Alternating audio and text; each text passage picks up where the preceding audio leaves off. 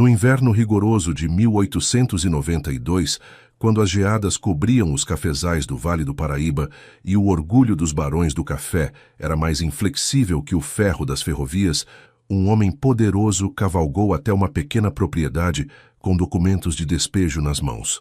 Rodrigo Almeida Novaes não esperava encontrar resistência, muito menos esperava encontrar dignidade, e jamais imaginou que encontraria 6 pares de olhos que mudariam sua vida para sempre. Esta é a história de como o coração mais endurecido pode se abrir diante da coragem de uma família, e de como uma mulher simples, sem outras armas além de sua determinação e amor de mãe, conquistou não apenas um pedaço de terra, mas a alma de um homem que havia jurado nunca mais amar. Se esta história tocar seu coração, tanto quanto tocou o nosso, inscreva-se no canal agora mesmo e deixe nos comentários de qual cidade você está nos acompanhando. Sua presença torna esta narrativa ainda mais especial. Antes de continuarmos, confira se você já está inscrito no canal e escreva nos comentários de onde você está assistindo este vídeo. Rodrigo Almeida Novaes despertou, como todas as manhãs dos últimos 5 anos, em uma cama imensa demais para um homem só. As cortinas pesadas de veludo borgonha bloqueavam a claridade do amanhecer, assim como bloqueavam qualquer vestígio de alegria naquele quarto de tetos altos e paredes revestidas de madeira nobre que ninguém admirava. Aos 38 anos, seu rosto angular e seus olhos castanhos escuros faziam com que aparentasse muito mais idade. O espelho sobre a cômoda refletia um homem alto, de ombros largos, cabelos negros impecavelmente penteados com brilhantina e uma expressão rígida que raramente se suavizava. Vestiu-se com a precisão de sempre, colete de lã cinza, casaca preta, gravata perfeitamente ajustada. Cada movimento era calculado, automático, desproveito de qualquer emoção aparente. Desceu as escadarias de mármore da fazenda Santa Vitória, aquela construção imponente de 2 andares, que havia erguido com trabalho árduo e ambição desmedida, e que agora parecia mais um túmulo luxuoso do que um verdadeiro lar. Bom dia, senhor Rodrigo, cumprimentou Dona Sebastiana, a governanta, uma senhora de cabelos grisalhos e olhar compassivo. Ela trabalhava para ele desde antes da tragédia, desde quando a casa ecoava com risos e projetos de futuro. Dona Sebastiana, respondeu Rodrigo com um aceno breve de cabeça, sem parar sua caminhada. O desjejum o aguardava na sala de jantar. Ovos mexidos, pão de queijo ainda quente, café coado na hora, tudo impecavelmente arrumado sobre toalha de linho branco bordado. Comeu em silêncio absoluto, observando através da janela os vastos campos que se estendiam até onde a vista alcançava. 200 alqueires de terras férteis, cafezais produtivos, pastagens verdejantes, um riacho que cortava a propriedade e, em algum lugar daquela imensidão, uma pequena casa ocupada irregularmente. Senhor Rodrigo, a voz firme de Amaro Pereira interrompeu seus pensamentos. Seu administrador entrou na sala de jantar com passos decididos, um homem magro de aproximadamente 50 anos, bigode grisalho e olhos pequenos que sempre pareciam estar avaliando vantagens. Preciso tratar de um assunto delicado com o senhor. Rodrigo deixou a xícara de café sobre o pires com um som seco. Fale logo. Amaro estendeu um documento sobre a mesa. A propriedade que faz divisa com o Bosque Sul, aquela antiga casa de colono, está ocupada. Ocupada? Rodrigo ergueu uma sobrancelha. Por uma viúva e seus filhos. 6 crianças, para ser exato. Vivem ali há aproximadamente 2 anos, senhor. A mandíbula de Rodrigo se contraiu. 2 anos? E o senhor apenas me informa agora? Amaro pigarreou visivelmente desconfortável. A casa fica bastante afastada do caminho principal, senhor. Um dos trabalhadores comentou sobre ela ontem. Pelo que soube, a mulher é viúva, trabalha como lavadeira no vilarejo. Não me interessa o que ela faz ou deixa de fazer, cortou Rodrigo, levantando-se bruscamente. Aquela terra me pertence. Prepare os papéis de despejo imediatamente. Certamente, senhor. Amaro sorriu levemente, um gesto que não alcançou seus olhos. Enquanto Rodrigo revisava documentos em seu escritório naquela manhã, na pequena casa à margem do bosque, Helena Tavares despertava com o canto dos pássaros. A luz entrava tímida através das cortinas remendadas, iluminando um espaço simples, mas impecavelmente limpo. Paredes de taipa rebocadas com cuidado, Uma mesa de madeira rústica no centro, prateleiras com louças desemparelhadas, porém bem organizadas, e o aroma constante de alecrim e manjericão secando pendurados no teto. Helena tinha 31 anos, mas seus olhos castanhos guardavam uma melancolia que a fazia parecer mais velha, embora seu sorriso, quando aparecia, pudesse iluminar todo o ambiente. Era de estatura média, magra, porém forte, com mãos calejadas pelo trabalho duro. Seus cabelos castanhos longos e ondulados, ela mantinha sempre presos em um coque firme. Vestia-se com simplicidade, saía de algodão escuro, blusa branca de mangas compridas, avental com remendos cuidadosos. Mãe, a voz de Francisca, quebrou o silêncio. Sua filha mais velha, de 13 anos, já estava vestida e penteada, ajudando Carolina e Joana a abotoarem os vestidos. Francisca era magra e alta para sua idade, com os mesmos olhos expressivos da mãe, mas uma seriedade que não condizia com seus anos. Bom dia, minha flor. Helena beijou a testa da filha. Os pequenos já acordaram? Pedro foi buscar água no córrego. João está brincando com os cavalinhos de madeira que o pai fez. O nome de Antônio pairou no ar como uma prece silenciosa. 3 anos de viuvez e ainda doía como se fosse ontem. Helena preparou o café da manhã com o pouco que tinham. Broa de fubá, coalhada, rapadura ralada. As 6 crianças se sentaram ao redor da mesa, cada uma em seu lugar de costume. Pedro, de 11 anos, sério e quieto, com jeito hábil para consertar qualquer coisa quebrada. Joana, de 9, alegre e curiosa, sempre com perguntas sobre tudo. Carolina, de 7, tímida e sonhadora, que desenhava flores em qualquer pedaço de papel que encontrasse. Ana, de 5 anos, com cachos castanhos e um sorriso que derretia corações. E João, o caçula de 3 anos, com seus olhos grandes e inocentes. Mãe, quando vamos ter nossa própria casa de verdade? Perguntou Joana enquanto mordia um pedaço de broa.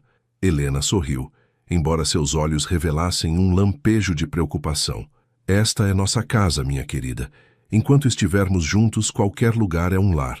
Mas a mulher do mercado disse que estas terras pertencem ao barão Novaes, insistiu a menina. Disse que ele é muito rico e muito severo.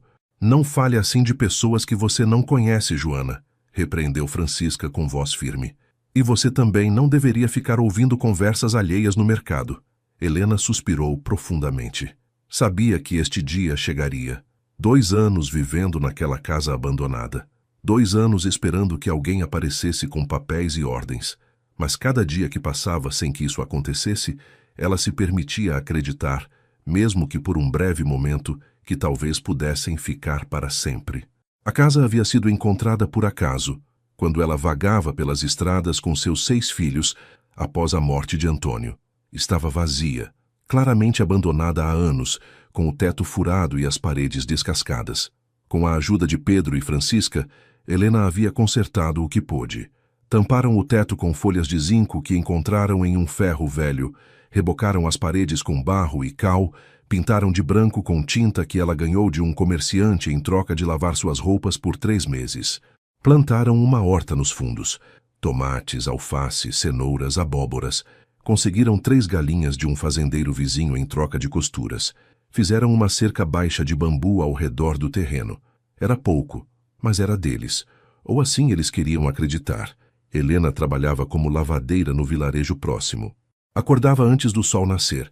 Caminhava quase 2 léguas até a vila, lavava roupas no rio para famílias abastadas e voltava ao anoitecer com algumas moedas, e quando tinha sorte, restos de comida que as patroas lhe davam.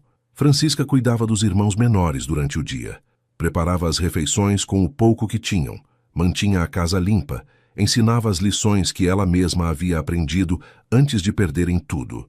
Era uma menina que havia se tornado adulta rápido demais, assumindo responsabilidades que não deveriam ser suas.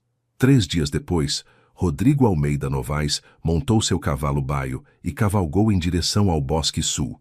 Amaro havia insistido em acompanhá-lo com 2 trabalhadores, mas Rodrigo recusou a oferta com firmeza. Não preciso de escolta para despejar uma viúva e algumas crianças, havia dito com frieza. O caminho serpenteava entre araucárias e ipês, o chão coberto de folhas secas que abafavam o som dos cascos. Levou quase 40 minutos para chegar à propriedade. Quando a avistou, fez seu cavalo parar. Não era o que esperava encontrar. A pequena construção de taipa estava cercada por um jardim cuidado com esmero. Canteiros de hortaliças cresciam em fileiras organizadas. Flores do campo emolduravam o caminho de pedras irregulares. Um varal esticado entre duas árvores sustentava roupas limpas secando ao sol da tarde. O teto tinha telhas novas em algumas partes, claramente substituídas com mãos inexperientes, mas dedicadas. Havia uma cerca baixa de bambu pintada de branco ao redor do terreno, e junto à porta, um vaso de barro com gerânios vermelhos. Rodrigo desmontou, amarrou as rédeas a um mourão e caminhou até a porta. Antes que pudesse bater, a porta se abriu lentamente. Uma mulher surgiu no batente. Era mais jovem do que ele havia imaginado. E seu olhar, meu Deus, seu olhar não tinha absolutamente nada de submisso ou amedrontado. Ela o encarou com o queixo erguido, as mãos cruzadas sobre o avental desbotado. "O senhor Rodrigo Novaes, presumo", disse em português claro, sem sotaque carregado. Estava esperando por sua visita. Rodrigo piscou, desconcertado por um instante. "A senhora está ocupando minha propriedade de forma irregular." "Sei disso", respondeu Helena com serenidade. "Mas não tinha outro lugar para onde ir, e esta casa estava abandonada há anos. Não causei prejuízo a ninguém. Isso é irrelevante. Esta terra me pertence. A senhora deve partir." "Quando?" A pergunta direta o pegou de surpresa. Helena deu um passo à frente e, pela primeira vez, Rodrigo notou que ela tinha olhos da cor de mel escuro, intensos e corajosos. "Senhor Rodrigo, tenho 6 filhos. O mais novo tem 3 anos. Não tenho dinheiro suficiente para alugar outro lugar neste momento. Imploro que me dê até o fim desta colheita para encontrar algo. 3 meses. Apenas 3 meses." "Não." A palavra saiu mais dura do que ele pretendia. Naquele momento, uma criança pequena apareceu atrás de Helena. Cabelos castanhos revoltos, olhos enormes e curiosos, bochechas redondas. Segurava nas mãos um pedaço de broa de fubá ainda morna. "Mãe, quem é?" perguntou com voz fina. "É o senhor Rodrigo Novaes, João, o dono destas terras." O menino olhou para Rodrigo com um sorriso imenso e estendeu a broa. "O senhor está com fome? Minha mãe faz a melhor broa do mundo inteiro." Rodrigo olhou para a broa, depois para o menino, depois para Helena. Algo em seu peito, algo que havia estado congelado durante 5 longos anos, se mexeu levemente. "João, entre em casa", ordenou Helena suavemente, mas o menino não se moveu. "Pega, senhor", insistiu João. "Está quentinha ainda." Rodrigo estendeu a mão quase sem perceber o que fazia e pegou a broa. O menino sorriu satisfeito e correu de volta para dentro da casa. Helena o observava agora com uma expressão que não era súplica, era dignidade absoluta. "Não estou pedindo caridade, senhor Rodrigo. Estou pedindo tempo, 3 meses. Posso pagar uma pequena quantia de aluguel se for necessário. Sei costurar, lavar roupas, cozinhar, limpar. Apenas não nos deixe sem teto antes do inverno chegar com força total." Rodrigo apertou a broa entre seus dedos. Ainda estava morna. Cheirava a lar, a coisas que ele havia esquecido, a uma vida que um dia sonhou ter. 30 dias, disse finalmente, sua voz mais rouca que o usual. "A senhora tem 30 dias para encontrar outro lugar. Nem um dia a mais." Helena assentiu lentamente, sem quebrar o contato visual. "Obrigada, senhor Rodrigo." Rodrigo virou-se, montou seu cavalo e se afastou sem olhar para trás. Mas em sua mão ainda levava o pedaço de broa que não tinha coragem de jogar fora.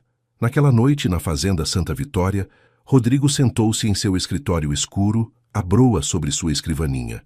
Não havia provado. Não sabia por que não a havia jogado no caminho de volta.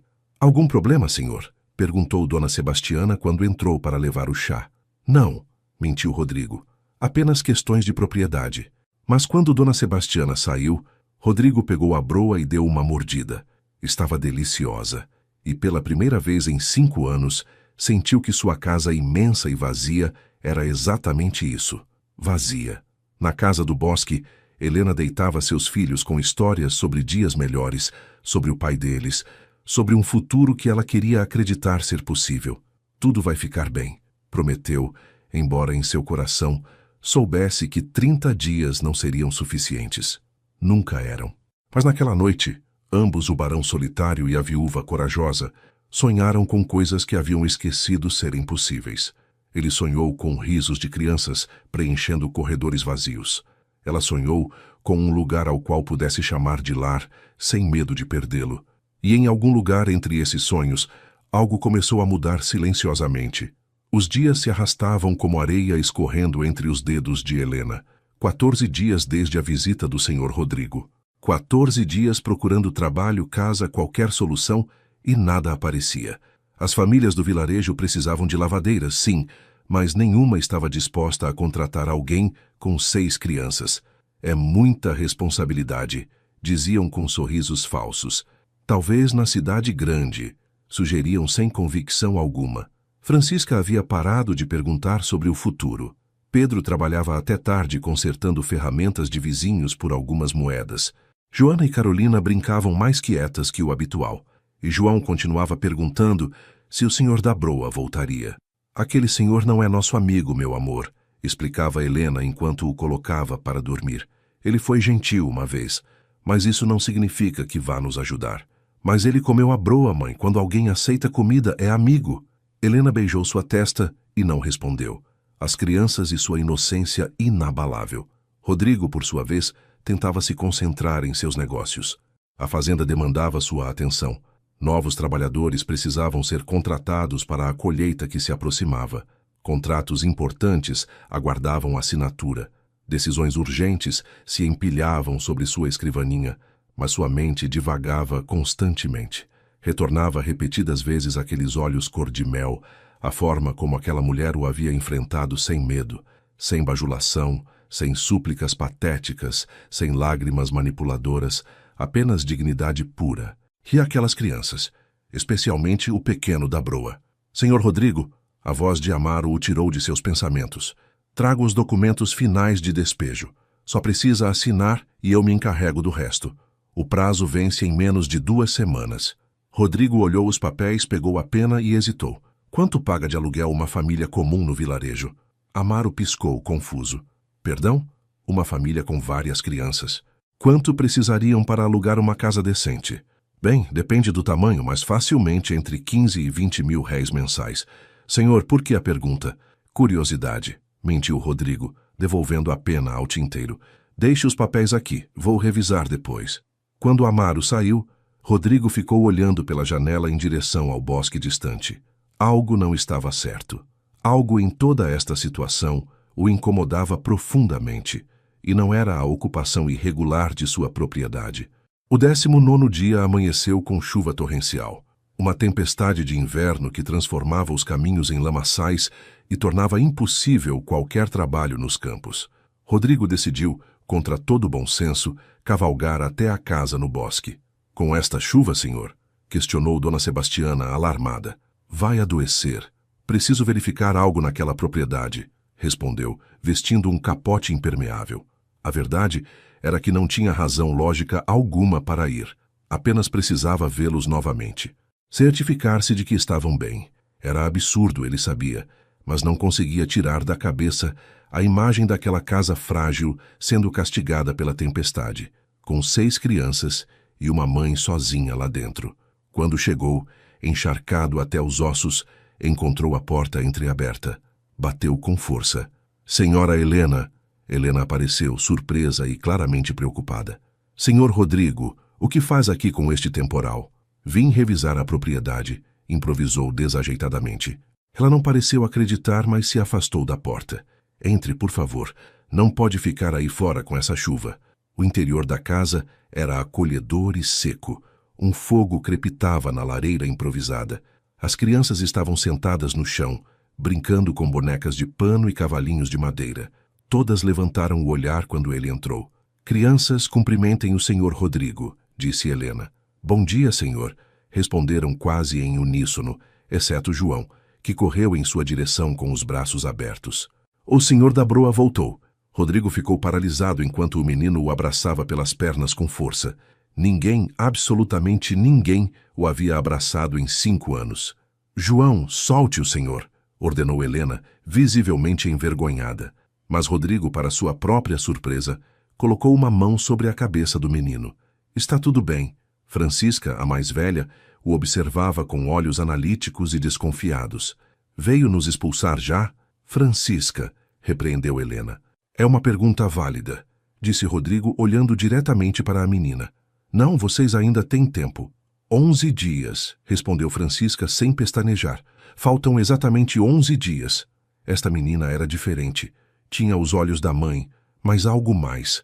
Uma dureza precoce, uma proteção feroz sobre sua família. Rodrigo reconheceu aquele olhar. Ele havia sido assim quando menino e precisava cuidar de sua mãe doente antes de ter construído sua fortuna. Quer café, senhor Rodrigo? Ofereceu Helena. Não é grande coisa, mas está quente. Sim, obrigado. Sentaram-se à mesa pequena enquanto as crianças voltavam às suas brincadeiras. Helena serviu café em uma caneca lascada. Não tenho açúcar, desculpe. Não importa. Tomo amargo mesmo. Beberam em silêncio desconfortável por um momento. Finalmente, Rodrigo falou. Como a senhora acabou aqui, dona Helena? No interior de São Paulo? No meio do nada? Helena sorriu com tristeza. É uma história longa e não muito interessante, senhor. Tenho tempo. A chuva não vai parar tão cedo. Ela suspirou, olhando para sua caneca. Meu marido, Antônio, era carpinteiro em Campinas. Homem bom, pai dedicado. Mas o trabalho era incerto, muita concorrência, pouco dinheiro. Um homem apareceu no bairro, oferecendo emprego nas fazendas de café do Vale do Paraíba. Construção de casas para colonos, dizia. Bom salário, moradia inclusa. Antônio viu uma oportunidade de nos dar um futuro melhor. E viemos. Vendemos tudo o que tínhamos. Viajamos de trem e carroça durante semanas, até chegarmos à fazenda. Sua voz tremeu levemente. O trabalho era pior do que prometido. Perigoso, pagamento miserável. Mas Antônio era forte. Dizia que resistiríamos. E resistimos durante 3 anos. O que aconteceu? Perguntou Rodrigo, embora algo em seu peito o alertasse de que não queria ouvir a resposta. Acidente. Uma parede que estavam construindo desabou. Antônio estava embaixo. Morreu na hora. Não sofreu.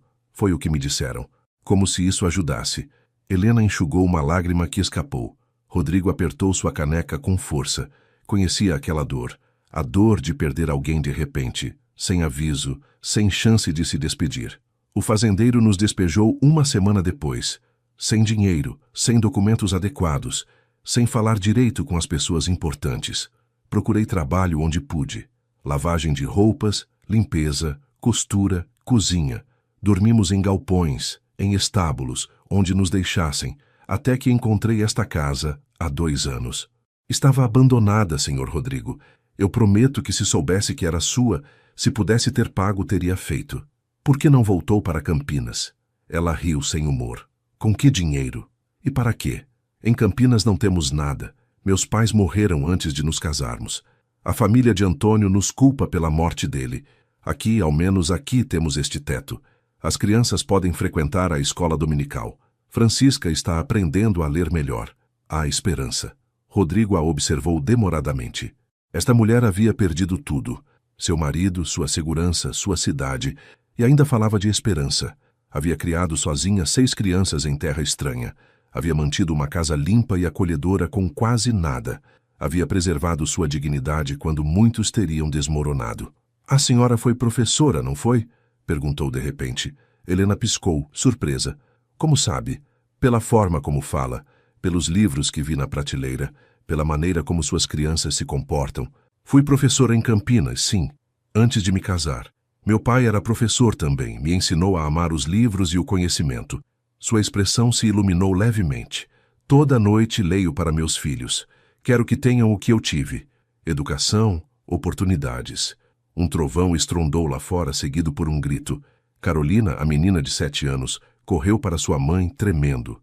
Mãe, estou com medo. Helena a abraçou, acariciando seus cabelos. Shh, minha flor, é só barulho. Não pode nos machucar. Papai dizia que os trovões eram os anjos rearrumando os móveis no céu, murmurou Carolina. Algo naquelas palavras atingiu Rodrigo como um soco. Sua esposa, Isabel, costumava dizer exatamente a mesma coisa. Quando eram recém-casados e as tempestades açoitavam a fazenda, ela se encolhia contra ele e repetia essa frase que sua avó lhe havia ensinado. Com licença, dona Helena, disse Rodrigo, levantando-se bruscamente. Preciso ir. Mas a chuva...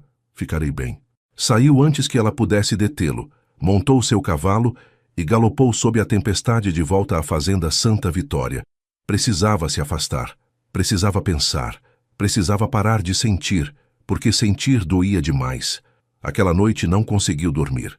Caminhou pelos corredores vazios de sua casa, entrando finalmente no quarto que havia mantido fechado durante 5 anos, o quarto que teria sido do bebê. Ainda estava lá, o berço que ele mesmo havia encomendado do melhor marceneiro da região. A cadeira de balanço junto à janela, as cortinas com bordados de passarinhos que Isabel havia costurado durante a gravidez. Tudo coberto de poeira e silêncio. "Me perdoe, Isabel", sussurrou na escuridão. "Me perdoe por não conseguir continuar assim." Porque naquele momento ele compreendeu algo fundamental. Não havia estado vivendo estes 5 anos. Havia estado apenas existindo, respirando mecanicamente. Havia construído um império de terras e negócios, mas havia morrido por dentro. E agora, uma viúva com 6 filhos estava mostrando-lhe, sem saber o que significava estar verdadeiramente vivo. Ao amanhecer, tomou uma decisão que mudaria tudo. 2 dias depois, Rodrigo retornou à casa no bosque. Desta vez, levava algo nas mãos. Um contrato. Helena abriu a porta, surpresa de vê-lo novamente. "Senhor Rodrigo, preciso falar com a senhora a sós, se for possível." Ela chamou Francisca. "Leve seus irmãos para brincar lá fora. Recolham lenha seca para a noite. Não se afastem do terreno." Quando ficaram sozinhos, Rodrigo estendeu o documento. "Tenho uma proposta, dona Helena." "Proposta? A fazenda Santa Vitória é grande demais para um homem sozinho. Preciso de uma governanta, alguém que supervisione a casa, que se encarregue da cozinha, que mantenha a ordem. O salário é de 30 mil réis mensais. Moradia incluída para a senhora e suas crianças. Há quartos nos fundos da casa principal que podem ser adaptados para acomodá-los adequadamente." Helena o encarava como se ele falasse em outra língua. "Está me oferecendo trabalho?" "Sim." "Por quê?" Era a pergunta que ele temia. Não tinha uma resposta que soasse lógica ou apropriada. "Porque Dona Sebastiana está envelhecendo e precisa de ajuda. Porque sua situação é complicada. Porque tenho a capacidade de oferecer estabilidade e seria um desperdício não fazê-lo." Eram desculpas e ambos sabiam disso. "Senhor Rodrigo, eu não procuro caridade." "Não é caridade", interrompeu com firmeza. "É trabalho, duro, exigente. E se não cumprir com as expectativas, o contrato é rescindido. Simples assim." Helena leu o documento cuidadosamente, seus lábios se movendo em silêncio sobre cada palavra. Finalmente, ergueu o olhar. "Quando começo?" "Amanhã, se aceitar." Ela estendeu sua mão. "Aceito, senhor Rodrigo, e prometo que não se arrependerá." Quando suas mãos se tocaram para selar o acordo, uma corrente elétrica percorreu o braço de Rodrigo. Foi apenas um segundo, um momento fugaz, mas ambos sentiram. Ambos afastaram as mãos rapidamente, desconfortáveis. "Bem", disse Rodrigo, limpando a garganta, "enviarei uma carroça amanhã ao meio-dia para buscar suas coisas." "Obrigada, senhor Rodrigo. O senhor não sabe o que isso significa para mim e minhas crianças." Rodrigo assentiu e saiu sem acrescentar mais nada. Mas enquanto cavalgava de volta, um sorriso pequeno, quase imperceptível, apareceu em seu rosto pela primeira vez em anos. Na casa do bosque, Helena abraçou seus filhos com lágrimas de alívio. "Temos casa, temos lar de verdade." Mas Francisca, sempre observadora, franziu a testa. "Por que, mãe? Por que aquele homem mudou de ideia?" Helena não tinha resposta, apenas esperança. Perigosa, linda esperança. E em algum lugar entre a fazenda solitária e a pequena casa, entre o barão ferido e a viúva corajosa, algo começava a crescer, algo que nenhum dos dois esperava, algo que mudaria suas vidas para sempre. Os primeiros dias na fazenda Santa Vitória foram uma revelação para Helena e seus filhos. A propriedade era maior do que haviam imaginado. 2 andares de tetos altos, 18 cômodos, jardins extensos, estábulos, pomar, tudo impecável, tudo organizado, e tudo terrivelmente vazio de vida verdadeira. "Meu Deus!" murmurou Helena na primeira manhã, enquanto percorria a cozinha. Era maior que toda a casa onde moravam antes. Panelas de cobre pendiam de ganchos no teto. Um fogão a lenha de ferro ocupava uma parede inteira. Armários repletos de louças finas que provavelmente nunca eram usadas. Dona Sebastiana, A governanta original a recebeu com uma mistura de alívio e curiosidade. Graças a Deus que chegou, querida. Estes ossos velhos já não dão conta de manter esta casa enorme sozinha. O senhor Rodrigo é bom, mas é um homem solitário. Não recebe visitas, não celebra nada. Só trabalha sem parar. Por quê? Perguntou Helena enquanto Francisca a ajudava a organizar suas poucas roupas nos quartos novos. Dona Sebastiana baixou a voz. Perdeu a esposa há 5 anos. Ela e o bebê morreram no parto. Desde então, o senhor Rodrigo é como um fantasma em sua própria casa. Nunca sorri, nunca descansa, nunca vive de verdade. Helena sentiu uma pontada de empatia. Conhecia aquela dor. Carregava a mesma dor dentro de si. Rodrigo, por sua vez, não sabia o que fazer com a repentina presença de vida em sua casa. As crianças eram barulhentas, não escandalosamente, mas suas vozes, suas risadas, seus passos correndo pelos corredores alteravam o silêncio sepulcral ao qual havia se acostumado. A primeira semana ele passou evitando-os. Trancava-se no escritório do amanhecer até a meia-noite. Tomava suas refeições sozinho. Entrava e saía por portas dos fundos. Mas era inevitável encontrá-los ocasionalmente. Como aquela tarde quando descia as escadas e quase tropeçou em Pedro, ajoelhado no chão, consertando o mecanismo de um relógio antigo de parede. "O que está fazendo?" perguntou Rodrigo mais rispidamente do que pretendia. O menino ergueu o olhar sem medo. "Este relógio está parado. Está aqui desde que chegamos. Pensei que podia consertá-lo. Não lhe dei permissão para mexer nas minhas coisas." "Desculpe, senhor." Pedro começou a guardar suas ferramentas improvisadas. Rodrigo suspirou. "Deixe-me ver." Ajoelhou-se ao lado do menino e examinou o mecanismo. Faltava uma peça pequena. Precisa de um pinhão de reposição. Não pode consertar sem isso. "Onde posso conseguir um?" "No meu oficina no porão." "Venha." Passaram a hora seguinte no porão entre ferramentas e peças mecânicas, consertando o relógio juntos. Pedro era naturalmente habilidoso, tinha mãos delicadas e uma mente que compreendia como as coisas se encaixavam. Rodrigo, sem perceber, começou a ensinar-lhe conceitos básicos de mecânica. "Seu pai lhe ensinou isso?" "Sim, senhor. Papai dizia que um homem que sabe construir e consertar coisas nunca passará fome." Era sábio. Quando terminaram, o relógio funcionava perfeitamente. Pedro sorriu com orgulho. "Obrigado, senhor Rodrigo. Pode vir à oficina quando quiser, mas pergunte antes." "Sim, senhor." O menino subiu as escadas correndo. Rodrigo ficou olhando o relógio recém-consertado. Fazia anos que não entrava naquela oficina. Fazia anos que não construía nada com as próprias mãos, e de repente se sentiu menos vazio por dentro. Mas nem tudo era harmonia. Na terceira semana, Carolina adoeceu. Começou com tosse e febre baixa, mas em 2 dias piorou drasticamente.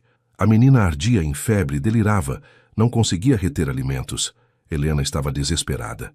"Precisamos de um médico", disse Francisca com urgência. "Mãe, precisamos de um médico agora." Mas era meia-noite. Chovia torrencialmente, e o doutor mais próximo morava na vila a 3 horas de distância de carroça. Helena correu descalça pelos corredores até a porta do escritório de Rodrigo. Bateu com força. "Senhor Rodrigo, por favor." Rodrigo abriu, alarmado pela desesperação em sua voz. "O que aconteceu?" "Minha filha Carolina está muito doente. Preciso levá-la ao médico, mas não sei como. Não tenho carroça. Está chovendo. Ela arde em febre e eu..." "Acalme-se." Rodrigo pegou seu casaco. "Prepare-a. Saímos em 5 minutos." Ordenou que preparassem a carroça mais rápida. Pegou cobertores e uma garrafa de cachaça para desinfetar. Helena desceu com Carolina enrolada em seu chale, a menina inconsciente e respirando com dificuldade. A viagem foi um pesadelo. A chuva açoitava a carroça. Os caminhos eram perigosos, lamacentos. Os cavalos escorregavam constantemente. Helena segurava Carolina em seus braços, rezando baixinho uma ladainha de orações que Rodrigo não entendia completamente, mas que lhe partiam o coração. "Não a leve, Deus, por favor. Não leve minha menina. Já perdi Antônio. Não posso perder Carolina também. Por favor, por favor, por favor."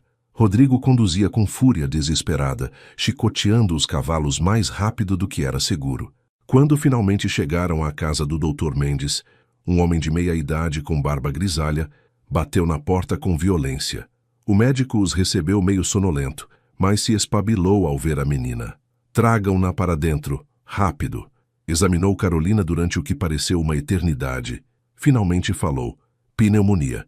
Está grave, mas posso tratá-la. Vai precisar ficar aqui pelo menos esta noite para que eu possa monitorar. Eu fico com ela, disse Helena imediatamente. Dona Helena, suas outras crianças. Francisca pode cuidar deles, eu fico. O Dr. Mendes assentiu. Está bem, Sr. Rodrigo, pode voltar se preferir. Mas Rodrigo sentou-se em uma cadeira do corredor. Fico também. Helena o olhou surpresa. Sr. Rodrigo, não precisa... Fico. Passaram a noite em vigília. O médico aplicava compressas frias, administrava medicamentos, verificava constantemente a respiração de Carolina. Helena não soltou a mão de sua filha nem um segundo. E Rodrigo ficou ali imóvel, lembrando de outra noite 5 anos atrás, quando também esperou em um corredor, enquanto uma vida pendia por um fio. Ao amanhecer, a febre de Carolina finalmente baixou. Ela começou a respirar mais tranquila. Abriu os olhos brevemente. Mãe, sussurrou. Estou aqui, minha flor. Estou aqui. O Dr. Mendes sorriu. Passou o pior. É uma menina forte. Helena desabou em lágrimas de alívio. Cobriu o rosto com as mãos, soluçando anos de medo acumulado, de perdas, de quase perder mais uma pessoa que amava.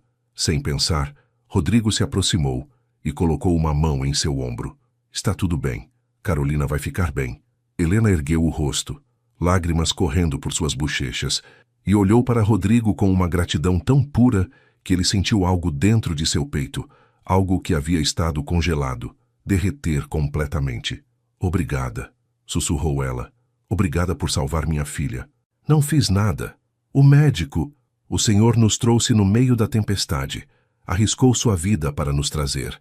O Senhor salvou Carolina, Sr. Rodrigo. Suas mãos se tocaram sobre o ombro de Helena, e desta vez nenhum deles se afastou. Aquela noite, depois de retornar à fazenda Santa Vitória com Carolina se recuperando, Rodrigo e Helena se sentaram na biblioteca. Era tarde, as crianças dormiam, a casa estava em silêncio. Café? Ofereceu Helena, servindo uma xícara fumegante.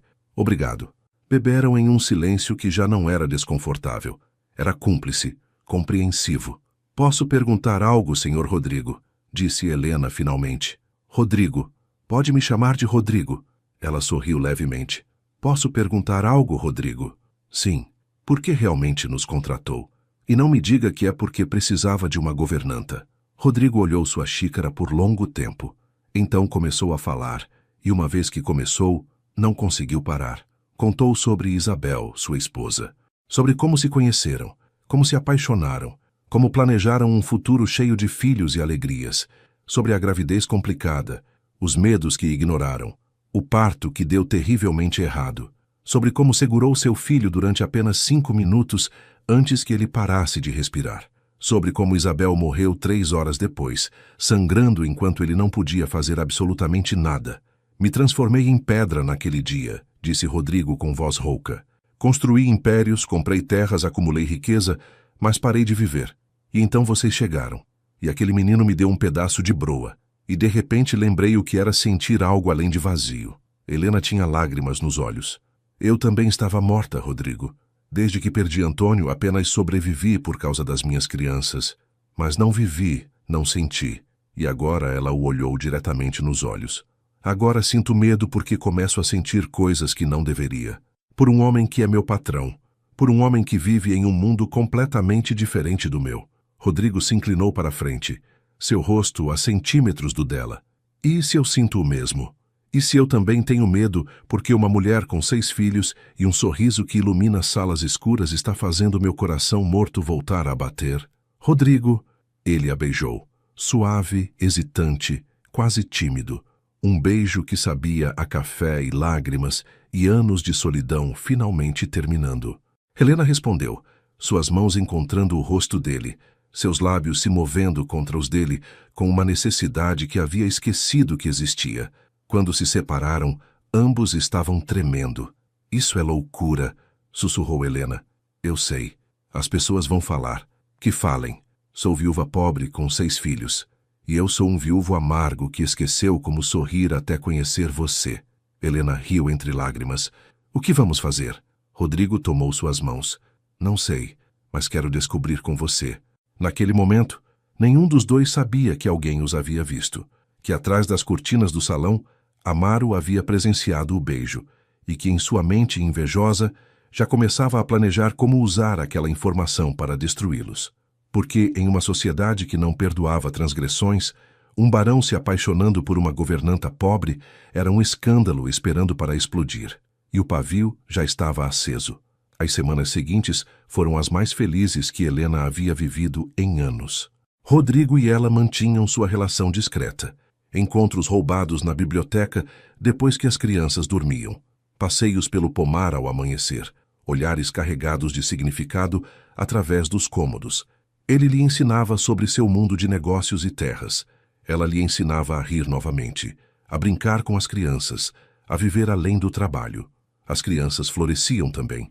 Pedro passava horas na oficina com Rodrigo, aprendendo mecânica avançada e design de máquinas. Francisca começou aulas particulares com uma professora que Rodrigo contratou discretamente. Joana explorava a biblioteca imensa, devorando livros. Carolina pintava flores em cada papel que encontrava, enchendo a casa de cor. Ana brincava nos jardins com suas bonecas. E João havia adotado Rodrigo como figura paterna, seguindo-o por todos os lugares com perguntas infinitas que o barão respondia com paciência surpreendente. Mas nem todos estavam felizes com estas mudanças. Amaro observava das sombras, seu ressentimento crescendo a cada dia. Havia sido o braço direito de Rodrigo durante 15 anos, o administrador de confiança, o confidente em assuntos de negócios, e agora uma governanta pobre e seus filhos estavam roubando a atenção e o afeto de seu patrão. Pior ainda, Amaro havia estado desviando dinheiro das contas da fazenda durante anos. Pequenas quantias no início, depois somas maiores. Rodrigo nunca revisava os livros pessoalmente, confiava nele cegamente. Mas ultimamente o barão estava mais presente, mais envolvido, fazendo perguntas que antes nunca fazia. A governanta o estava mudando, e isso era perigoso. Amaro precisava eliminar o problema. E tinha uma aliada perfeita. Dona Beatriz Albuquerque era a viúva de um coronel rico, dona da propriedade vizinha à Fazenda Santa Vitória, e levava anos tentando conquistar Rodrigo como segundo marido. Era bonita, segundo os padrões da época. Alta pele clara, cabelos loiros sempre perfeitamente arranjados, vestidos da última moda do Rio de Janeiro. Mas sua beleza era fria, calculada, e seus olhos azuis brilhavam com malícia quando não conseguia o que desejava. Senhor Amaro, cumprimentou quando ele visitou seu salão naquela tarde. Que surpresa receber seu chamado. Dona Beatriz, preciso falar com a senhora sobre um assunto delicado e intrigante. Sente-se, por favor.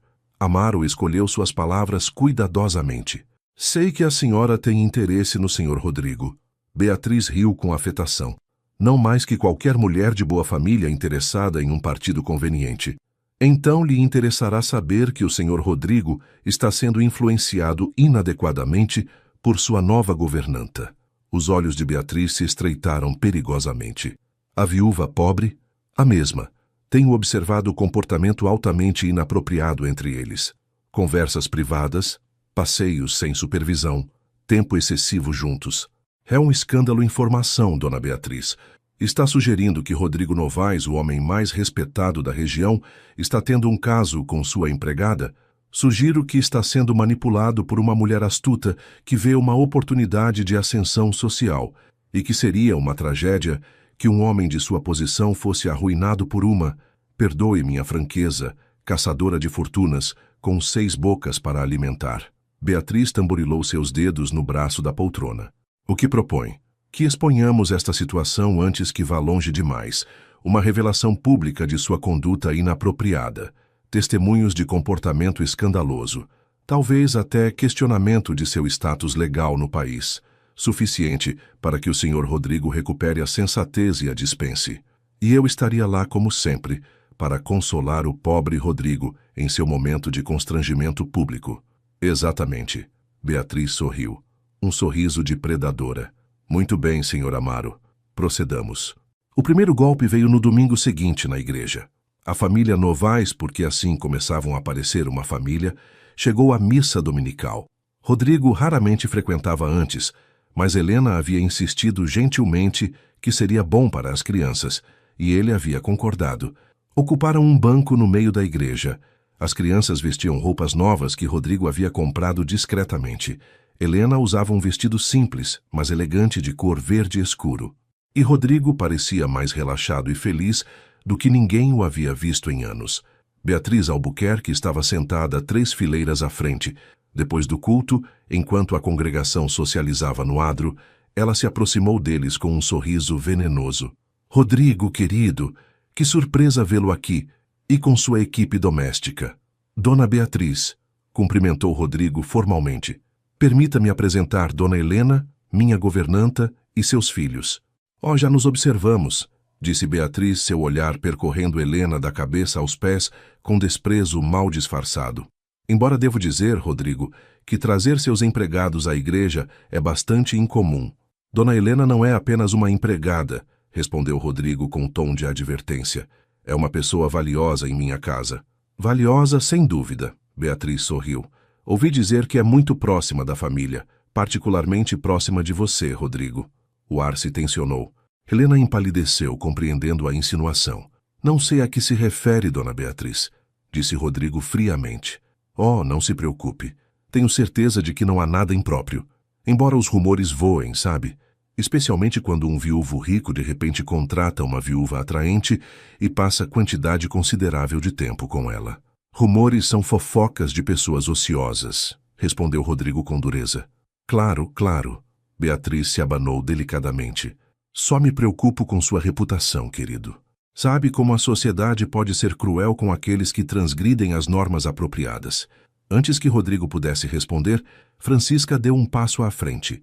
Com apenas 13 anos, enfrentou Beatriz Albuquerque sem medo algum. Minha mãe é uma mulher honrada, disse com voz clara e firme. E o senhor Rodrigo é um homem bom. O que a senhora insinua é mentira e maldade. Um murmúrio percorreu a congregação que havia começado a se reunir ao redor da cena. Beatriz riu com condescendência. Que menina tão atrevida! Alguém deveria ensinar-lhe modos. Alguém deveria ensinar à senhora respeito, respondeu Francisca sem pestanejar. Francisca! Helena segurou o braço de sua filha. Me desculpe, Dona Beatriz.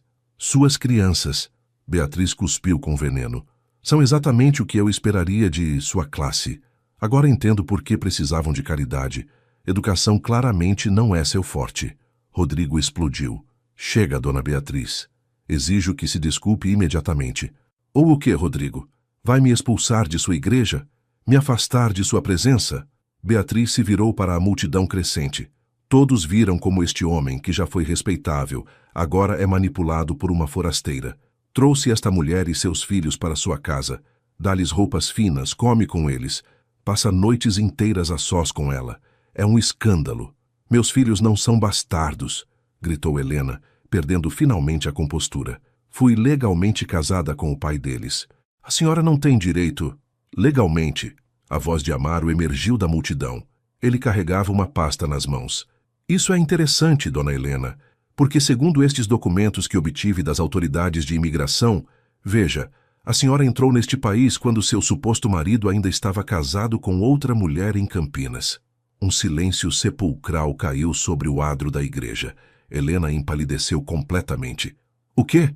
Isso é impossível? Impossível!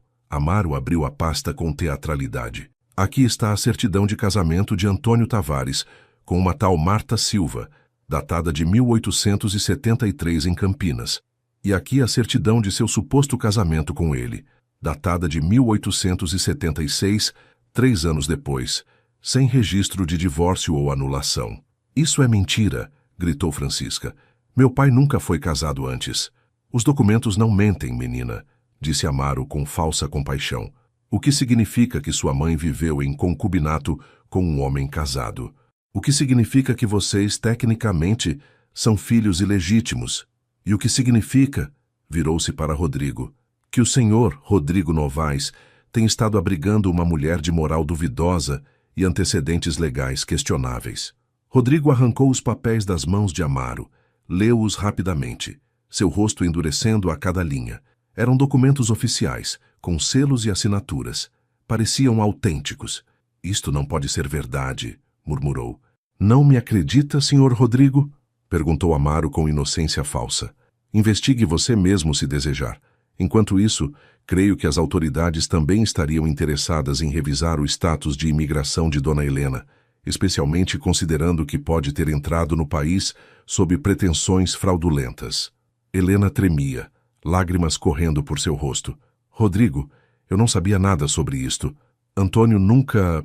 Ele nunca mencionou... Claro que não, interveio Beatriz docemente. Mentirosos raramente admitem suas mentiras, querida. Minha mãe não é mentirosa. Pedro se lançou em direção a Amaro, mas Rodrigo o deteve.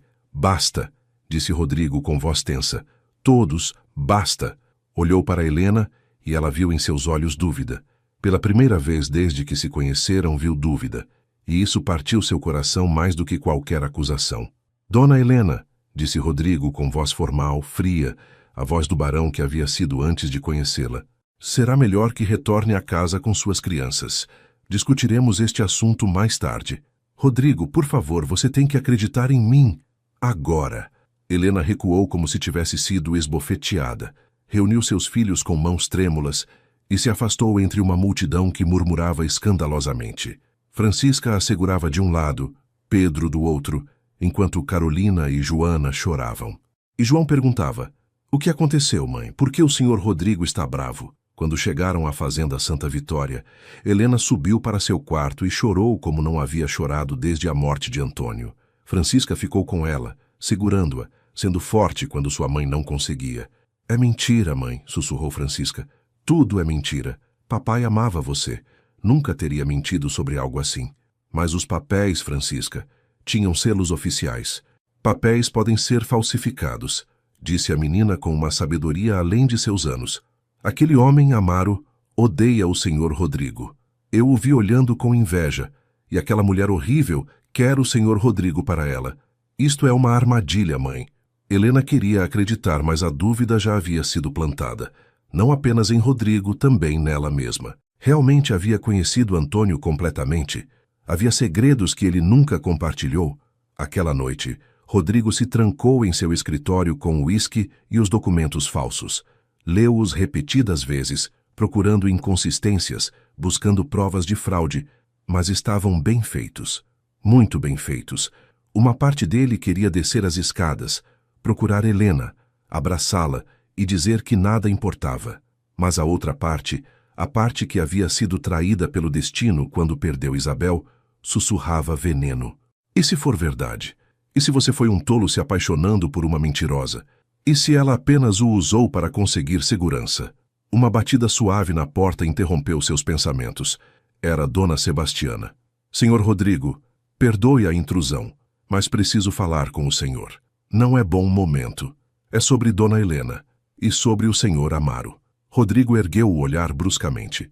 O que tem eles? Dona Sebastiana entrou e fechou a porta. Trabalho para o senhor há 15 anos, senhor Rodrigo. Vi o senhor chorar por Dona Isabel. Vi o senhor se tornar uma sombra de si mesmo.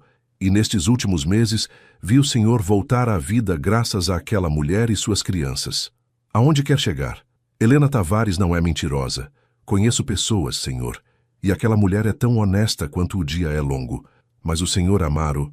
Dona Sebastiana hesitou. Tenho suspeitado durante anos que algo não está certo com ele. Contas que não batem, visitas estranhas à propriedade à meia-noite, documentos que desaparecem de seu escritório. Rodrigo se endireitou. Que visitas? Que documentos? A casa onde Dona Helena morava.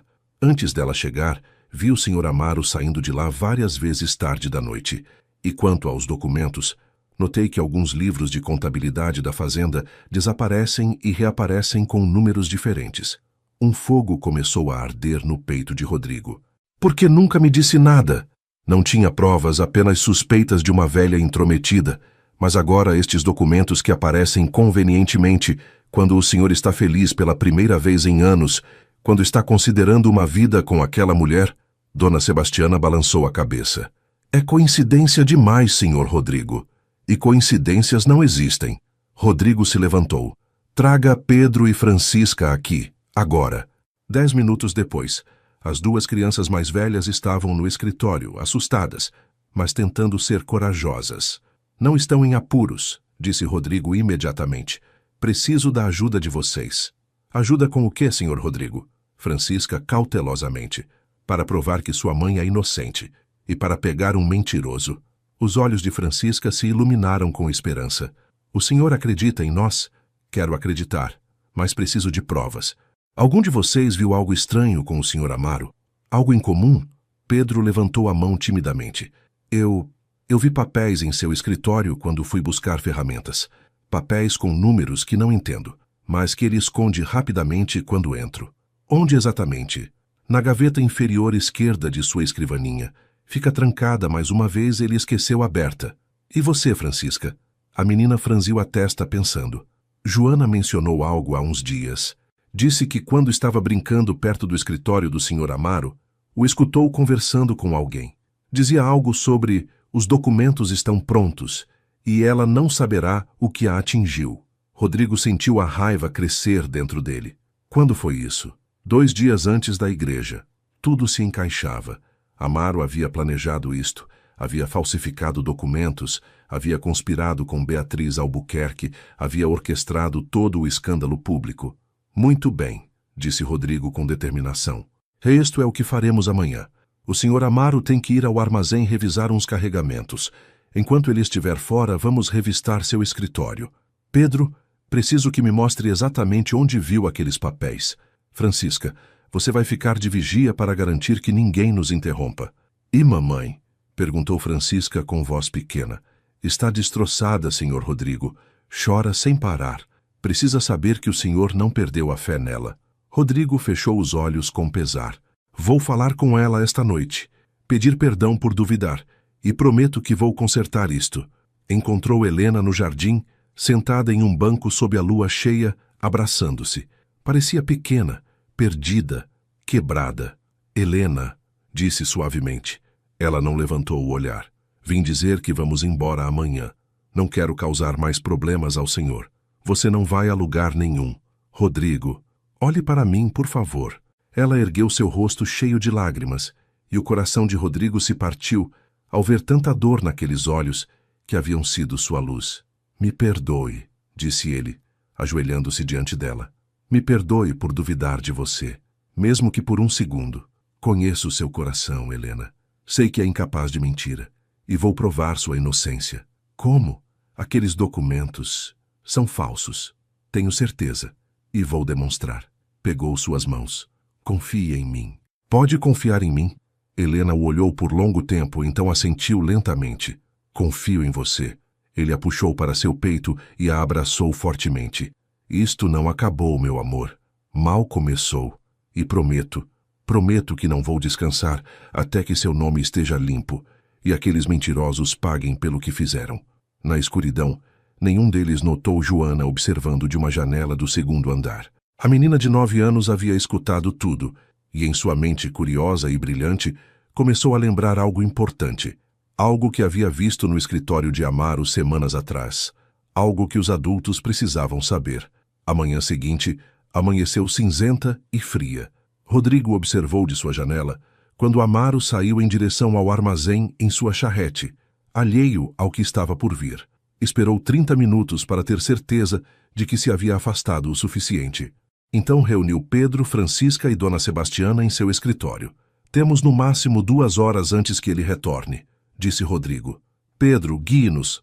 Dona Sebastiana, vigie da janela do corredor. Francisca, se vir alguém se aproximando, bata na parede 3 vezes, entendido? Todos assentiram com determinação. O escritório de Amaro ficava na ala leste da casa, um espaço que Rodrigo raramente visitava. Quando entraram, o cheiro de tabaco rançoso e papéis velhos os recebeu. A escrivaninha de Mogno estava impecavelmente arrumada, organizada demais, como se cada coisa estivesse colocada precisamente para ocultar algo mais. Aquela gaveta, apontou Pedro. A de baixo, à esquerda. Rodrigo tentou abri-la. Trancada. Franziu a testa, pegou um abridor de cartas da mesa e forçou a fechadura. Abriu-se com um estalo. Dentro encontraram um cofre de metal, também trancado. Desta vez, Rodrigo não teve paciência. Usou o cabo de sua pistola para quebrar o fecho. O que encontraram dentro os deixou sem fôlego. Livros de contabilidade, dúzias deles, com 2 conjuntos de números, um para a fazenda oficial, outro com as quantidades reais. As diferenças eram enormes, milhares de mil-réis desviados ao longo de anos. Meu Deus, murmurou Rodrigo, ele tem me roubado durante anos. Mas havia mais. Documentos de propriedade da casa no bosque em nome de Amaro, não de Rodrigo. O administrador havia comprado secretamente a propriedade 6 anos atrás, mas a mantinha registrada sob o guarda-chuva das propriedades de Novais para ocultar a transação. Por isso ele não queria que mamãe estivesse ali, disse Francisca, compreendendo. Ele usava aquele lugar para suas atividades. Que atividades? Perguntou Pedro. Nada que uma criança deva saber, respondeu Rodrigo rapidamente. Mas havia encontrado recibos, dinheiro pago a mulheres com nomes falsos, garrafas de aguardente ilegal, reuniões clandestinas, e no fundo do cofre as provas que precisavam, rascunhos dos documentos falsos sobre Helena, múltiplas versões com diferentes datas e nomes, testando e corrigindo até parecerem autênticos, recibos de um falsificador em São Paulo, e o mais condenatório, correspondência entre Amaro e Beatriz Albuquerque. Rodrigo leu as cartas com fúria crescente. Querida Beatriz, o plano avança conforme previsto. Os documentos estarão prontos para o domingo. Uma vez que exponhamos a governanta publicamente, Rodrigo não terá escolha senão demiti-la. E quando ele estiver vulnerável e humilhado, a senhora poderá entrar como a dama respeitável que é e resgatá-lo de sua vergonha.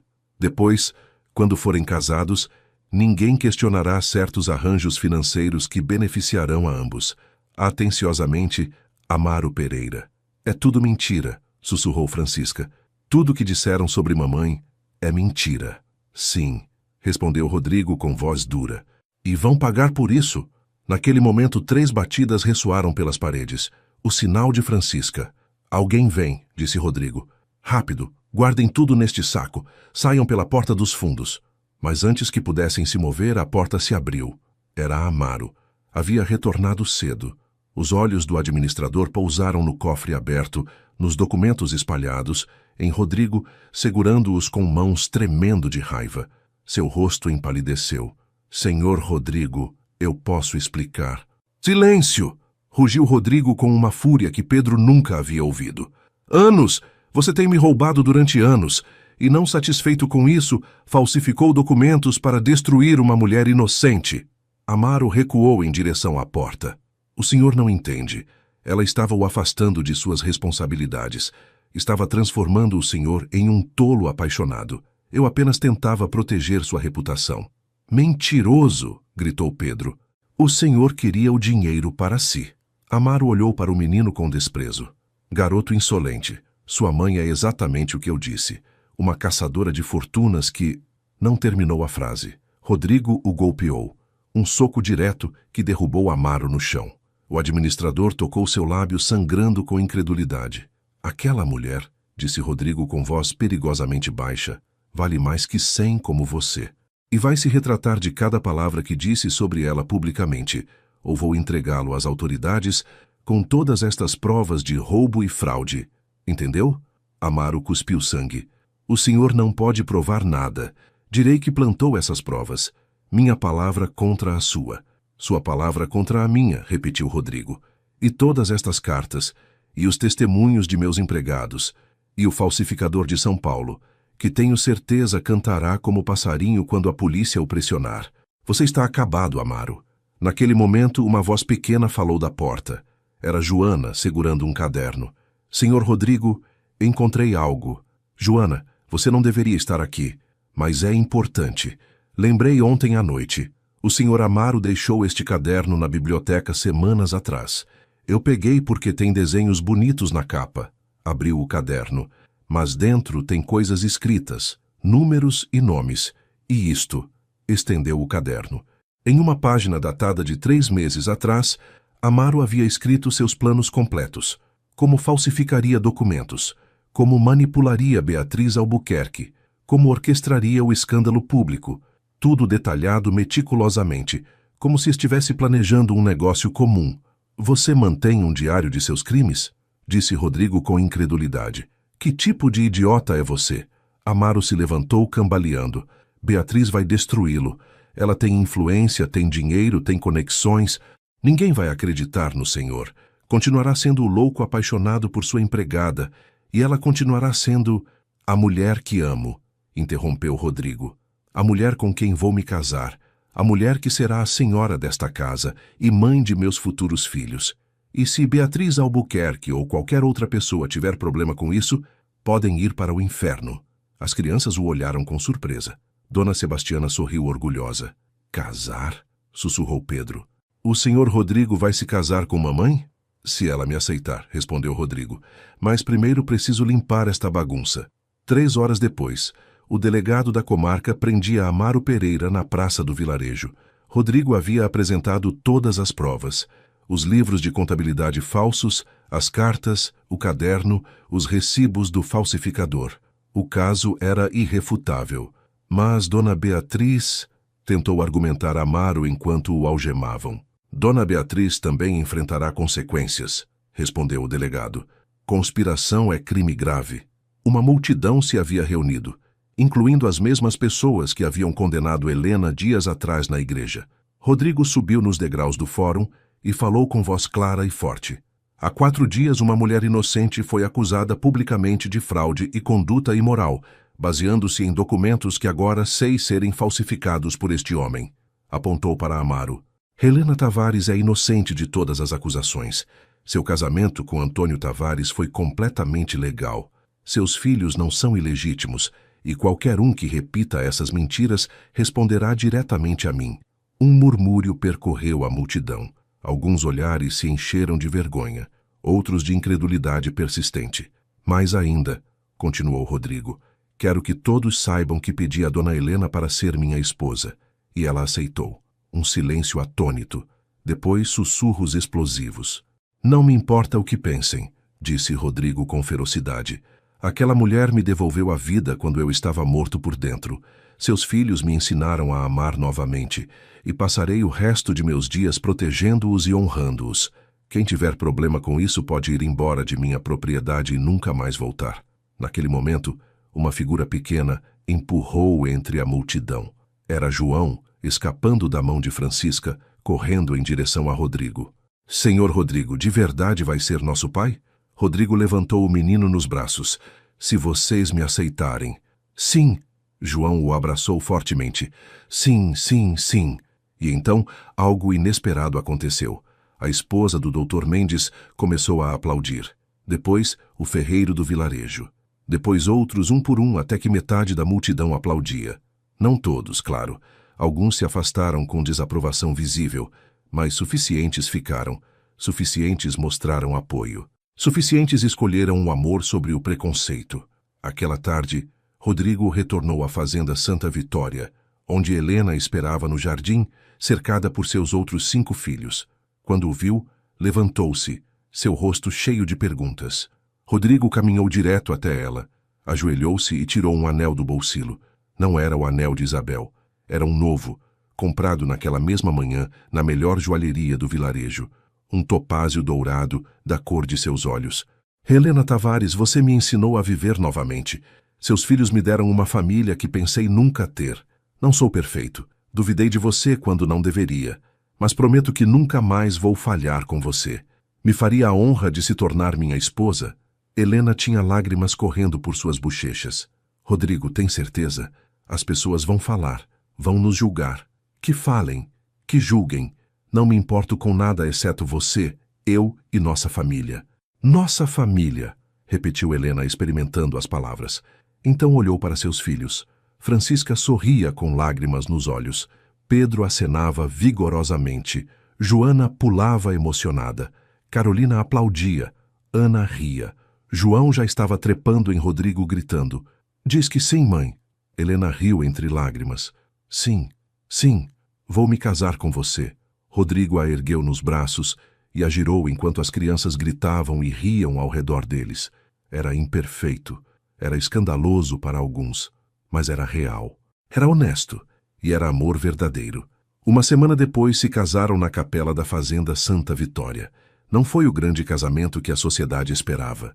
Foi íntimo, com apenas os mais próximos presentes. Dona Sebastiana chorando de felicidade, o doutor Mendes e sua esposa, alguns trabalhadores da fazenda que apreciavam Rodrigo. Helena vestia um vestido branco simples que ela mesma havia costurado. Rodrigo usava seu melhor terno.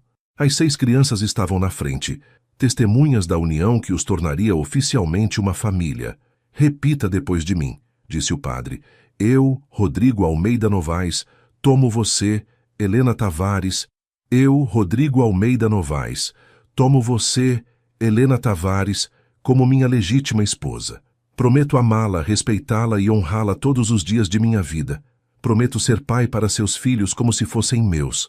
Prometo que nunca mais estará sozinha. A voz de Helena tremeu quando pronunciou seus votos. Eu, Helena Tavares, tomo você, Rodrigo Almeida Novaes, como meu legítimo esposo. Prometo amá-lo, apoiá-lo e estar ao seu lado nas alegrias e nas tristezas. Prometo construir um lar cheio de amor para nossa família. Prometo que nunca mais estará sozinho. Eu os declaro marido e mulher. O beijo foi suave, doce, cheio de promessa. As crianças vibraram. Dona Sebastiana se secou as lágrimas com um lenço bordado. A recepção foi no jardim, com música e comida simples, mas abundante. Rodrigo havia insistido em fazer algo especial para as crianças. Então havia jogos, doces e uma mesa inteira dedicada a broas de fubá, em homenagem ao primeiro presente que João lhe havia dado meses atrás.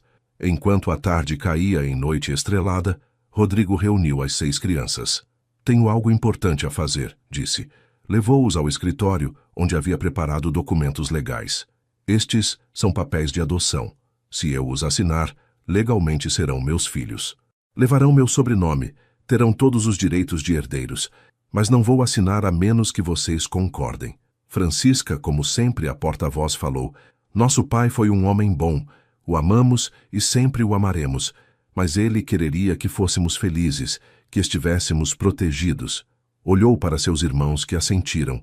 Nos honraria levar seu sobrenome, senhor Rodrigo. Nos honraria ser seus filhos. Rodrigo assinou com mão tremendo. Não sou mais o senhor Rodrigo para vocês. Sou seu pai, se quiserem me chamar assim. Pai, disse João imediatamente, abraçando-o. Um por um, todos o abraçaram. Sua família. Finalmente, completamente sua família. 3 meses depois chegaram notícias.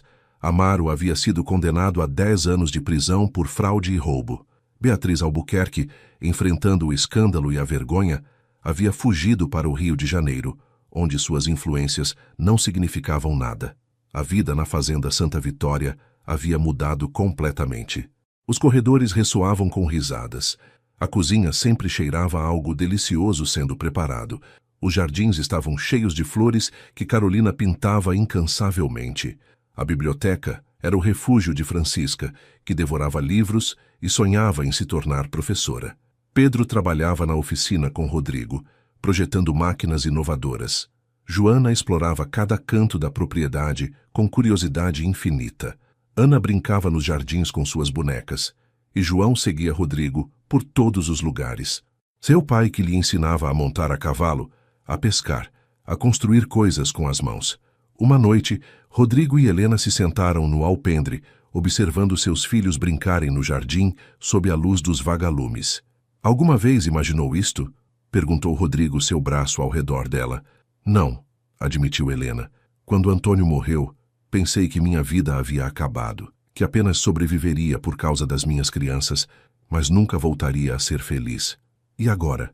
Ela se aninhou contra ele. Agora sei que Deus tem planos maiores dos que podemos imaginar. Me trouxe até aqui, até este lugar, até você. E embora o caminho tenha sido doloroso, valeu cada lágrima. Estou prestes a fazer você chorar novamente, disse Rodrigo com um sorriso. Por quê? Ele tomou sua mão e a colocou sobre seu coração. Porque acho que deveria saber. Você vai ser mãe novamente. Helena piscou, confusa. O quê? Você tem tido enjoos pela manhã. Está mais cansada. E ontem Dona Sebastiana mencionou que está comendo picles com melado de cana. Sorriu amplamente. Acho que teremos um bebê Novaes. Helena levou uma mão ao ventre, seus olhos se enchendo de lágrimas. Um bebê? Nosso bebê. Nosso bebê. Ela desabou em choro feliz. Rodrigo a abraçou, seu próprio coração transbordando. Um novo começo, uma nova vida, a promessa de um futuro que ambos haviam acreditado impossível. As crianças, ao vê-los abraçados, correram para o alpendre. "O que aconteceu?" perguntou Francisca, alarmada. "Mãe está chorando." "Lágrimas felizes, minha flor", respondeu Helena, abrindo seus braços para incluí-los todos. "Lágrimas muito felizes. Temos algo para contar a vocês." Rodrigo os olhou a todos. Sua esposa, seus 6 filhos adotivos e o bebê que crescia no ventre de Helena. Uma família criada não por sangue ou convenção, mas por amor puro e escolha consciente. "Vocês vão ter um irmãozinho ou irmãzinha", anunciou. O silêncio durou exatamente 2 segundos antes que estourasse o caos feliz. Joana pulava gritando. Carolina aplaudia. Pedro sorria amplamente. Francisca abraçava sua mãe com ternura. Ana dançava em círculos. E João olhou para Rodrigo com olhos enormes. "Um bebê de verdade? Que vai nascer aqui em nossa casa?" "Sim, filho. Um bebê de verdade. Seu irmão ou irmã. Vou ser o melhor irmão mais velho do mundo", declarou João com absoluta convicção. Rodrigo riu. "Você já é um irmão mais novo incrível. Tenho certeza de que será um irmão mais velho maravilhoso também." Aquela noite, depois de colocar todas as crianças na cama com histórias e beijos, Rodrigo levou Helena ao quarto que havia sido de Isabel. Estava fechado há 5 anos, mas agora era a hora. "Preciso fazer isto", disse Rodrigo, acendendo as lâmpadas. "Preciso me despedir apropriadamente." Juntos retiraram os lençóis que cobriam os móveis. Encontraram o berço que Rodrigo havia encomendado, a cadeira de balanço, as cortinas bordadas, tudo preservado no tempo, esperando. "Isabel era uma boa mulher", disse Helena suavemente. "Merece ser lembrada com amor, não com dor." "Eu sei. E agora, finalmente, posso recordá-la com sorrisos em vez de lágrimas." Rodrigo tocou o berço. "Ela teria querido que eu fosse feliz, que seguisse em frente, que amasse de novo." "Posso sugerir algo?" perguntou Helena. "Claro. Guardemos estas coisas com cuidado. Algum dia, quando nossos filhos forem maiores, poderemos contar a eles sobre Isabel e sobre Antônio, sobre as pessoas que amamos antes e que tornaram possível que nos encontrássemos. Não para esquecê-los, mas para honrar suas memórias como parte de nossa história." Rodrigo a beijou profundamente. "Você é sábia, senhora Novaes. E você é bom, senhor Novaes. Juntos somos completos." Os meses passaram em uma felicidade que nenhum dos dois havia conhecido antes. A gravidez de Helena progredia sem complicações. A barriga crescia, as crianças conversavam com o bebê todas as noites. Rodrigo lia histórias em voz alta com sua mão sobre o ventre de sua esposa. A comunidade gradualmente aceitou a nova família Novaes. Não todos, claro. Sempre haveria quem desaprovasse. Mas suficientes pessoas viram o amor genuíno, a família feliz, as crianças bem educadas, e escolheram a aceitação sobre o preconceito. A fazenda prosperava sob a gestão honesta de um novo administrador. Rodrigo havia descoberto que Pedro tinha um dom natural para a mecânica e agricultura, e começou a ensiná-lo seriamente, visualizando um futuro onde seu filho adotivo administraria as terras. Francisca recebia aulas de uma professora progressista da capital, com planos de se tornar ela mesma educadora. Joana desenvolvia um talento impressionante para os números. Carolina pintava aquarelas que adornavam cada parede da casa. Ana aprendia a tocar piano. E João era simplesmente a luz de todos, correndo pelos campos, trazendo alegria a cada canto. Uma tarde de primavera, 9 meses depois do casamento, Helena sentiu as primeiras contrações. O Dr. Mendes foi chamado imediatamente. Dona Sebastiana preparou tudo com eficiência militar. As crianças foram levadas ao salão principal com instruções estritas de não subir. Rodrigo ficou com Helena, segurando sua mão, enxugando o suor de sua testa. E desta vez, diferente de 5 anos atrás, tudo correu bem. Ao anoitecer, um choro forte e saudável encheu a fazenda Santa Vitória. "É uma menina", anunciou o Dr. Mendes com um sorriso. "Perfeitamente saudável. Parabéns, senhor e senhora Novaes." Rodrigo chorou abertamente, enquanto segurava sua filha. Era pequena, vermelha, enrugada e absolutamente linda. Tinha o cabelo escuro de Helena, e quando abriu os olhos brevemente, eram castanhos como os dele. Isabel Esperança Novaes, disse Helena suavemente. Em honra a quem veio antes, e a esperança que nos trouxe até aqui. Isabel Esperança, repetiu Rodrigo, beijando a testa minúscula de sua filha. É perfeito. Quando as crianças finalmente entraram, todos queriam segurar sua nova irmã. Francisca a segurou com reverência. Pedro tocou sua mãozinha com dedos trêmulos. Joana cantou uma canção. Carolina prometeu pintar 1000 flores para ela. Ana mostrou suas bonecas. E João a olhou com adoração absoluta. Oi, irmãzinha, sussurrou. Sou João. Vou cuidar de você para sempre. Prometo. Rodrigo olhou para sua família. Todos amontoados ao redor da cama onde Helena descansava exausta, mas radiante. Todos sorrindo. Todos juntos. E soube que havia encontrado algo que todo o dinheiro do mundo não podia comprar. Havia encontrado um lar. Havia encontrado amor. Havia encontrado redenção. E tudo havia começado com um pedaço de broa, oferecido por um menino inocente a um homem que havia esquecido como aceitar bondade. Eu te amo, disse a Helena. Eu também te amo, respondeu ela. Para sempre, concordou Rodrigo. E enquanto a tarde se transformava em noite estrelada, a família Novaes, completa, imperfeita, linda, se abraçava no quarto cheio de luz e amor. O barão Severo havia desaparecido. Em seu lugar havia um homem que sabia que a verdadeira riqueza não se media em alqueires ou fazendas prósperas. Se media em risadas de crianças, em abraços de esposa, em tardes de chuva compartilhadas, em broa recém-assada e no milagre de segundas chances. A vida que haviam construído juntos não era a que nenhum dos dois havia planejado. Era melhor, porque era real, era escolhida, e era deles, e isso era mais que suficiente. Era tudo. Os anos seguintes trouxeram mais mudanças para a Fazenda Santa Vitória. Francisca, aos 18 anos, abriu uma escola para crianças pobres na vila, cumprindo seu sonho de educadora. Pedro assumiu gradualmente a administração das terras, revelando-se ainda mais capaz que o próprio Rodrigo em negócios agrícolas. Joana tornou-se contadora, ajudando a manter as finanças da família e de outros fazendeiros da região. Carolina vendeu suas primeiras aquarelas em São Paulo, ganhando reconhecimento como artista. Ana casou-se com o filho do Dr. Mendes, um jovem médico que a amava profundamente. E João cresceu forte e determinado, dividindo seu tempo entre ajudar Pedro nas terras e estudar direito na capital, com sonhos de defender os mais fracos. Isabel Esperança cresceu cercada de amor. Era uma menina alegre e curiosa, que tinha os melhores traços de ambos os pais. Rodrigo nunca conseguiu negar nada a ela, mas Helena garantia que crescesse com os pés no chão, conhecendo o valor do trabalho e da humildade. Dona Sebastiana, já idosa, mas ainda ativa, observava tudo com satisfação.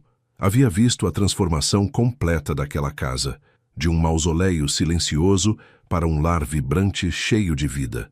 Sabia que daria certo, dizia frequentemente, sorrindo para Helena.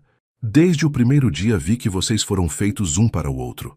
Helena e Rodrigo envelheceram juntos. Os cabelos dele ficaram grisalhos. As linhas ao redor dos olhos dela se aprofundaram. Mas o amor entre eles apenas cresceu. Cada manhã, Rodrigo ainda trazia café para Helena na cama. Cada noite, ela ainda lia para ele na biblioteca. E em dias de chuva, ainda se sentavam juntos na varanda, lembrando daquele primeiro encontro. Lembra quando você veio me despejar? Dizia Helena, rindo. Como poderia esquecer? Você me encarou como se fosse uma rainha, não uma viúva sem recursos. E você aceitou a broa de João. Aquela broa mudou minha vida. Não foi a broa, Rodrigo. Foi a escolha de aceitar amor novamente. Ele a beijava então, ainda com a mesma ternura do primeiro beijo. A comunidade que inicialmente os havia julgado, agora os via como exemplo. O barão e sua esposa, que desafiaram convenções e construíram algo belo. Famílias vinham de longe para pedir conselhos sobre casamento, sobre criar filhos, sobre superar perdas. E Helena e Rodrigo sempre os recebiam com café e broa, compartilhando suas histórias com honestidade. Não foi fácil, admitiam sempre. Enfrentamos preconceito, dúvidas, conspirações. Mas o amor verdadeiro vale a pena lutar. Em uma tarde especial, 20 anos depois de se conhecerem, Rodrigo reuniu toda a família no jardim. Francisca estava lá com seu marido, um professor. Pedro com sua esposa e 3 filhos. Joana solteira, mas radiante em sua carreira. Carolina com seu marido pintor. Ana com um médico e 2 bebês. João com sua noiva, uma jovem advogada. E Isabel, aos 19 anos, prestes a ingressar na faculdade de medicina. Quero dizer algo, começou Rodrigo, sua voz ainda forte apesar da idade. Quando conheci sua mãe, eu estava morto por dentro. Tinha dinheiro, terras, poder, mas nada que importasse de verdade. E então ela apareceu em minha porta com 6 crianças, sem nada além de dignidade e coragem, e me ensinou a viver novamente. Helena segurou sua mão, lágrimas nos olhos. Vocês, Rodrigo olhou para cada um dos filhos, me deram mais do que podem imaginar. Me deram propósito, me deram alegria, me deram uma razão para acordar cada manhã. E quero que saibam que cada centavo que possuo, cada pedaço desta terra, é de vocês. Não porque é obrigação, mas porque é amor. Mas mais importante que qualquer herança material, continuou, quero que levem algo mais valioso.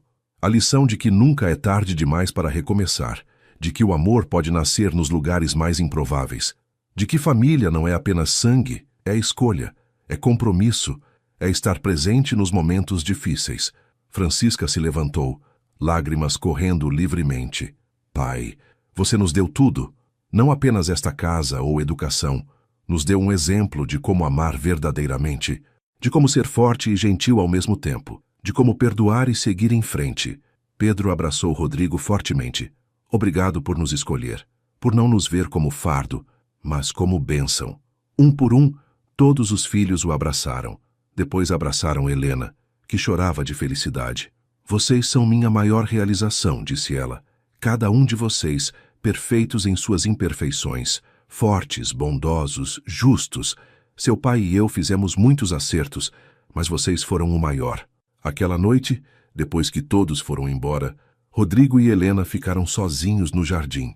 As mesmas estrelas brilhavam como naquela primeira noite em que se beijaram. Não mudaria nada, disse Rodrigo suavemente. Mesmo com todo o sofrimento, com todas as dificuldades, não mudaria um único momento, porque tudo nos trouxe até aqui. Nem eu, concordou Helena. Cada lágrima, cada luta, cada obstáculo valeu a pena, porque nos trouxe esta vida, esta família, este amor. Eles se sentaram em silêncio confortável, mãos entrelaçadas, observando a lua subir. E no silêncio, ambos agradeceram. Agradeceram a Antônio, que havia sido um bom homem e pai. Agradeceram a Isabel, que havia ensinado Rodrigo o que era amor. Agradeceram pelas provações que os fortaleceram e agradeceram por terem encontrado um ao outro quando ambos mais precisavam. 2 anos depois, Rodrigo adoeceu. Foi rápido, uma febre que não cedia. O Dr. Mendes, já aposentado, veio pessoalmente junto com Ana e seu marido. Mas todos sabiam. Era hora de partir. Não tenho medo, disse Rodrigo a Helena, segurando sua mão na cama. Vivi mais nesses 20 e poucos anos com você do que em todos os anos anteriores. Não fale assim, Helena chorava. Você vai ficar bem. Helena, meu amor, olhe para mim. Ela olhou através das lágrimas. Fui abençoado. Conheci 2 grandes amores em uma vida. Isabel me ensinou a amar. Você me ensinou a viver. Criei 7 filhos maravilhosos. Construí não apenas uma fazenda, mas um legado de amor. Poucos homens podem dizer isso. Ainda não estou pronta para te deixar ir. Eu sei, mas prometa-me algo. Continue vivendo. Continue amando. Continue sendo a luz que sempre foi. As crianças ainda precisam de você. Os netos precisam conhecer sua força. E você ainda tem muito a dar ao mundo. Prometo, sussurrou ela. E prometa que não vai se fechar novamente. Se algum dia, mesmo que leve anos, você encontrar companhia, alguém que faça seu coração sorrir, permita-se. Assim como eu me permiti amar novamente depois de Isabel, você merece o mesmo. Ninguém será como você. Nem deve ser. Mas não se condene à solidão em meu nome. Viva, Helena. Viva plenamente. Ele morreu naquela noite, em paz, cercado por todos os seus filhos e netos. Seu último olhar foi para Helena, e nele havia apenas gratidão e amor. O funeral foi imenso. Pessoas de todo o Vale do Paraíba vieram prestar respeito, não ao barão rico, mas ao homem bom, ao marido devotado, ao pai amoroso, ao membro da comunidade que havia feito diferença. Helena permaneceu forte durante a cerimônia, mas quando todos foram embora e ela ficou sozinha no quarto que haviam compartilhado, finalmente se permitiu quebrar. Obrigada, sussurrou para o vazio. Obrigada por me salvar, por salvar meus filhos, por nos dar uma vida que nunca imaginei possível. Descanse, meu amor. Descanse sabendo que amou bem e foi bem amado. Os anos seguintes foram difíceis para Helena. Sentiu a ausência de Rodrigo em cada canto da casa, mas manteve sua promessa. Continuou vivendo, continuou sendo avó presente para os netos, continuou aconselhando jovens casais e continuou fazendo sua famosa broa, ensinando a receita a cada neto, contando a história de como um pedaço de pão havia mudado tudo. 8 anos depois, em uma tarde tranquila de outono, Helena se sentou no jardim com Isabel, agora uma médica respeitada. Mãe, posso perguntar algo? Sempre, minha flor. Você foi feliz? Digo, realmente feliz, apesar de todas as dificuldades? Helena olhou para os jardins que haviam cultivado juntos, para a casa que havia se tornado lar, para os filhos e netos que representavam tanto amor. Fui mais feliz do que sonhei ser possível, respondeu com sinceridade. Sua vida foi difícil. Perdeu 2 maridos. Enfrentou preconceito, pobreza e injustiça. Sim, mas também conheci amor profundo. 2 vezes. Criei 7 filhos maravilhosos. Vi meus sonhos se realizarem de maneiras que nunca imaginei. A dor faz parte da vida, Isabel, mas não define a vida. O amor define, e eu fui profundamente amada. Isabel abraçou sua mãe. Obrigada por ser tão forte, por nunca desistir de nós. Vocês eram minha razão para continuar. Sempre foram. Naquela noite, Helena escreveu uma carta, para ser aberta apenas após sua morte, endereçada a todos os seus descendentes. Nela, contou toda a história, do encontro com Rodrigo, das dificuldades, das vitórias, e terminou com uma mensagem. Meus queridos filhos, netos e todos que vierem depois, escrevo isto para que nunca esqueçam. O amor verdadeiro não conhece limites de classe, origem ou circunstância. Exige coragem para aceitar, força para manter e humildade para nutrir. Seu avô e eu viemos de mundos diferentes. A sociedade disse que era impossível, mas escolhemos o amor, e essa escolha nos deu tudo o que importava. Então, quando enfrentarem seus próprios desafios, quando o mundo disser que algo é impossível, quando o medo sussurrar que desistam, lembrem-se, nunca é tarde demais para recomeçar. Nunca é errado escolher o amor. E família é o que construímos com nossas escolhas, não apenas o que herdamos de sangue. Vivam plenamente, amem profundamente e nunca, nunca desistam da esperança. Com todo o meu amor, Helena Novaes. Helena viveu até os 78 anos.